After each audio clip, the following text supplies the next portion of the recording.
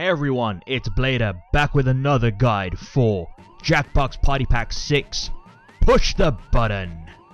If you want to check out a previous guide that I made for Jackbox Party Pack 4, Monster Seeking Monster, I will leave a link down below for you to click on and check that out. So hopefully by the end of watching this video, you'll become a seasoned pro at Push the Button and you'll be blasting your friends out into space or concealing yourself amongst them with no problem whatsoever. So pay attention to the tips I'm about to tell you, and without further ado, let's begin it.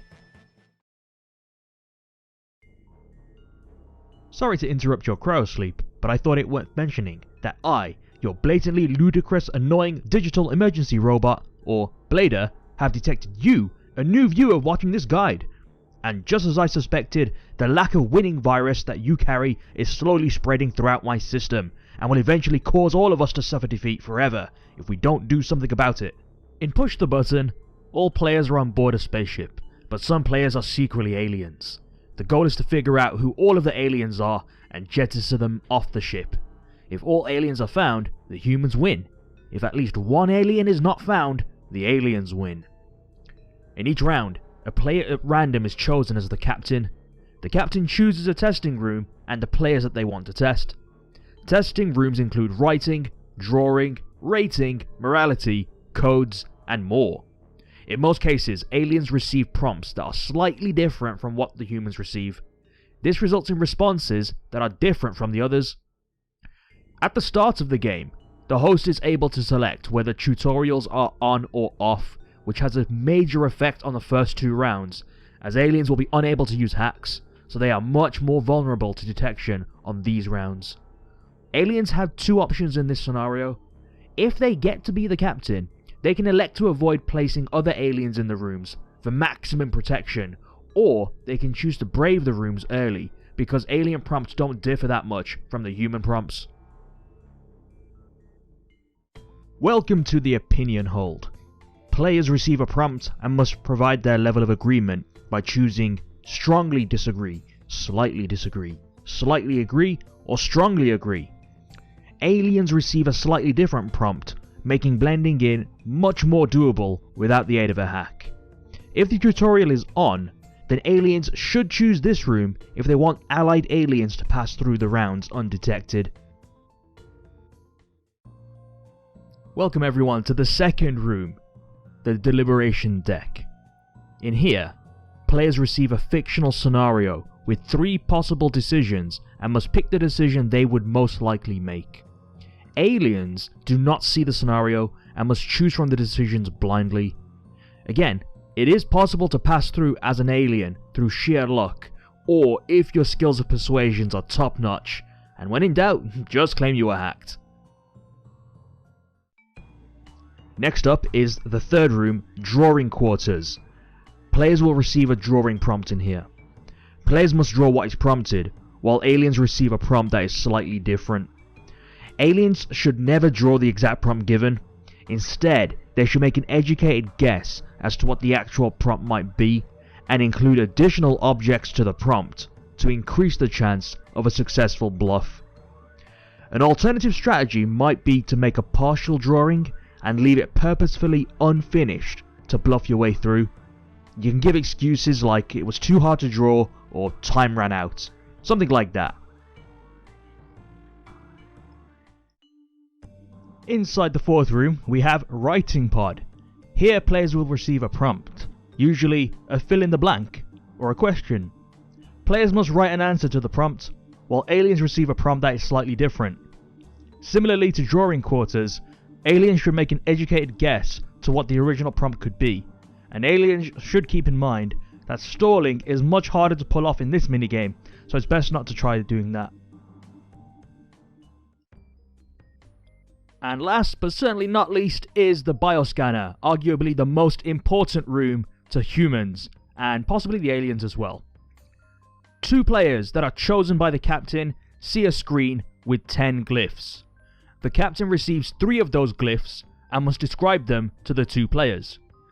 The 2 players must select the glyphs on their device that match the captain's description.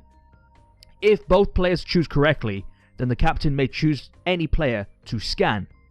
Scanning a player will reveal the player's identity, but only the captain will receive this information.